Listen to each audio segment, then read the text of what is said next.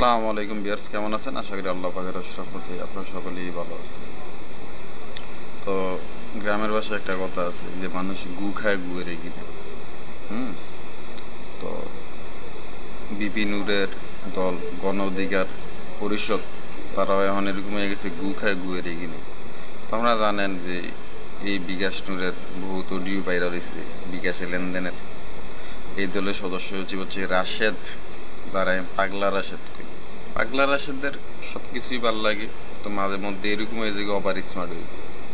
তো কথা আছে স্মার্ট ভালো, ওভার স্মার্ট ভালো।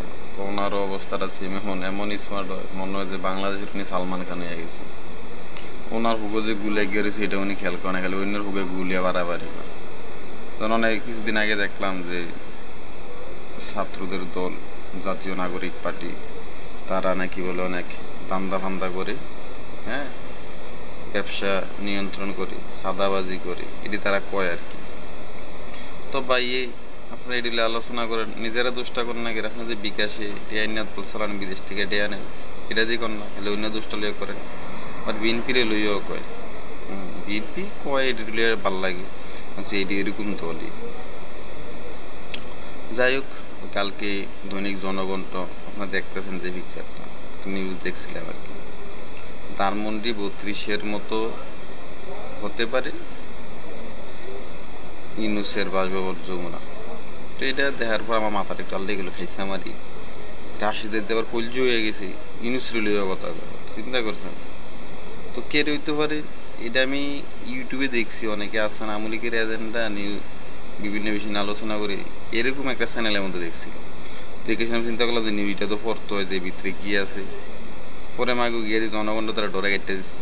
চিন্তা করছেন, ওই ইউনুস সরকার ক্ষমতায় এলাকায় একটা দিছে, তুই তার রেগুনে অ্যাটাক দিয়ে তোরা এই নিউজ কেটে প্রচার করলি। আমার কাছে মনে হয় যেমন বাংলাদেশের সাদাবাজি, বহুত আরও অনেক কিছু হইতেছে দুর্ঘটনা, এটি সরকার নিয়ন্ত্রণ করতে পারতেছে না, যে কেউ নিয়ে কথাটা বলছে আসলেই বাস্তব। আমরা বাংলাদেশে একটি আবার ট্রেডিশন আছে রাজনীতির ক্ষেত্রে, দল ক্ষমতা থাকলে সাংবাদিকরা নিউজ করে না, তার যদি অন্যায় করে এটার যদি ন্যায় বানায় তার তেল মারে, কিন্তু এবার ক্ষমতা পতন হইলে এই যে তারে ধরে তার ফিরোনা জাইঙ্গাড়া বেড়া রায় না। এটা হচ্ছে বাংলাদেশ সাংবাদিকটার নীতি। সাংবাদিকরা এই নীতির থেকে বাইরে হইতে যে সরকার হোক বিরোধী দল হোক, যেটা সত্যি কথা এটা কইতে তৈলেই দেশটা প্রকৃতপক্ষে স্বাধীনতার দিকে এগোবে। আমার কাছে মনে হয় এখন পরিপূর্ণ স্বাধীন হয়েছে। যারা কোন 24-এ দেশ স্বাধীন হয়েছে, আমি কম 71, 24 আরো কত স্বাধীন হবে, এরপরও মানুষ স্বাধীনতা পাইতো না, ওই কথা কইতে পারতো না সরকার উঠে দেওয়া কিছু কইলে। তো সেখানে আপনি নিউজের বিপক্ষে কইলে কি বলতে আমলিক। তো এটা কি একটা স্বাধীনতা হইতে পারেনি? আপনারা কোন স্বাধীনতা হইতে পারে? আমার কাছে মনে হয় আপনার কাছে হইলে হইতে পারে, এটা কোনো কথা না। যে এটা সত্য এটা কইতে পারেন বিএনপি হোক, আমলি হোক, ইউনুস হোক, বা যেই দলের হোক, ক্ষমতা থাকলেও সার দিতাম, সত্য কথা কইতে। যেমন রাশিদের একটা জিনিস ভালো লাগে, মাঝে মধ্যে মুখ ফসকে আসা কথা কইয়াতে, পেঁচা কথা কইতে, জিনিসটা আবার ভালো লাগে আমার কাছে। যাক, যেজন সত্য কথা কইতে পারি, বিকাশে টাকা জায়গা সত্য কথা যেন কইতে পারি। ভালো সবাই দোয়া করবে। আসসালামু আলাইকুম।